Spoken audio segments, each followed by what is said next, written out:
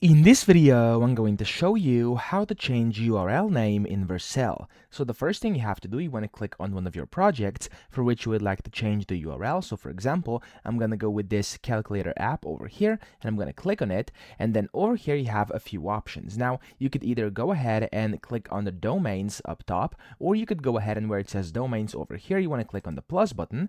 And then over here, you can go ahead and edit your current domain by clicking edit over here. And then it's going to allow you to basically change your domain, and then you can basically connect your custom domain or custom URL. Of course, you could also buy a domain, so if you want to do that, you could go ahead and just find a domain here and get it for yourself, which will change the URL. So for example, if I look for instant how-to over here and then .com, as you can see here, it's going to tell me the price, and then of course I can go ahead and just select what I want. But of course, that's if you want to purchase it. But if you have one already, you can go ahead and click on add domain over here. You can type your domain in here, and then you can go ahead and connect to an environment, or you could go ahead and redirect to another domain. And then after you've done that, click on the save button, and then your domain here and your URL name will be changed. So for example, if I go and just name this over here, and I go, for example, I don't know, like I want to go over here and do calculator 123 app test.com or something like that. Let's say I have this domain.